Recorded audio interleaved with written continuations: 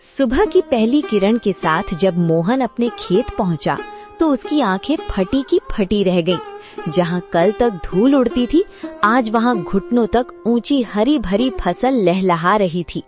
बड़े बड़े चमकदार आलू और मोतियों जैसे मटर के दाने। तभी वहां से काला गुजरा। काला हैरानी और चिढ़ के साथ, अरे मोहन, ये क्या तमाशा है? कल शाम तक तो यहाँ मिट्टी उड़ रही थी और आज एक ही रात में इतनी बड़ी फसल। कौन सा गड़ा हुआ खजाना हाथ लग गया है तेरे? या कहीं शहर से कोई चोरी का माल लाकर यहाँ गाड़ दिया है? नहीं काला भाई, ये ना कोई चोरी है और ना कोई तमाशा। ये तो ऊपर वाले की मेहरबानी है। कल एक घायल चिड़िया की मदद की थी, बस उसी की दुआओं ने आज ये रंग दिखाया है। देख भाई, कितने सुंदर आलू और मटर है। तू भी थोड़े घर ले जा। दुआएं? चिड़िया मुझे बेवकूफ समझता है। ये जरूर कोई काला जादू है। जोर से, मुझे तेरे खैरात की जरूरत नहीं है मोहन। याद रख, जो रातों रात उगता है वो रातों रात ढल भी जाता है। काला के मन में शांति नहीं थी। वो जानना चाहता था कि मोहन को ये सब मिला कैसे। वो बिल्ली के कदमों से मोहन के टूटे हुए घर के पीछे पहुंचा और खिड़की से कान लगाकर सुनने लगा। अंदर मोहन, बिमला और माँ बातें कर रही हैं। मोहन, मुझे अब भी यकीन नहीं होता। वो सुनहरी परी सच में हमारे लिए फरिश्ता बनकर आई थी। उसने कहा था ना कि जब तक दिल साफ रहेगा ये फसल बढ़ती रहेगी। हाँ बिमला, उसने उसी बरगद के पेड़ के पास दर्शन दिए थे जहाँ से मैं रोते हुए लौट रहा था। वो दिव्य प्रकाश, वो ममता भरी आंखें, मैं कभी नहीं भूल सकता। काला भाई को शक हो रहा था, पर उसे कैसे समझाऊं कि ये सब दया का फल है। काला खिड़की के बाहर बुदबुदाते हुए, अच्छा तो ये बात है। बरगद का पेड़, परी और सुनहरी पोटली।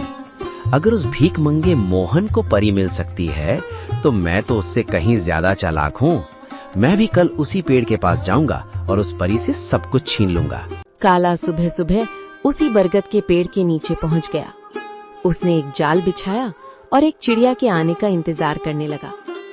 उसने सोचा कि वो किसी चिड़िया को घायल करेगा और फिर उसकी मदद का नाटक करेगा। कहाँ है वो परी?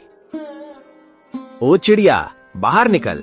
देख, मैं तेरे लिए कितने दाने लाया हूँ। बस एक बार मेरे सामने आ जा और मुझे वो मखमली पोटली दे दे। मुझे आलू मटर नहीं, मुझे सोना चाहिए, चांदी चाहिए। मैं उस मोहन से बड़ा आदमी बनना चाहता हूँ। काला घंटों चिल्लाता रहा। कभी रोने का नाटक करता तो कभी लालच में पेड़ की टहनियां हिलाता, लेकिन वहाँ सन्नाटा छाया रहा। अचानक एक तेज ठंडी हवा चली और एक आकाशवाणी हुई।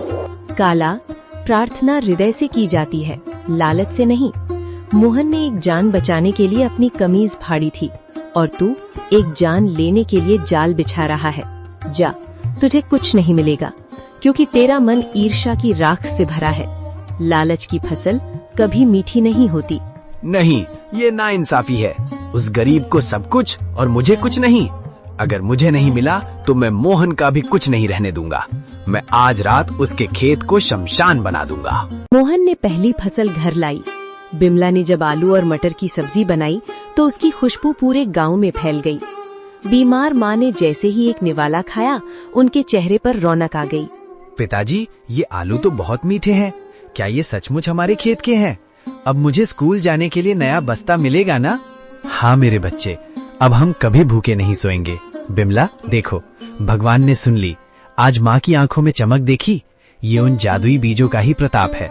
बिमला आंखों में आंसू भरकर, मैं तो डर गई थी मोहन। मुझे लगा था कि गरीबी हमारी पहचान बन गई है, लेकिन आज पहली बार लग रहा है कि हमारे घर में भी लक्ष्मी ने कदम रखा है। पर मुझे उस काला से डर लगता है। उसकी नजरें हमारे खेत पर जमी है।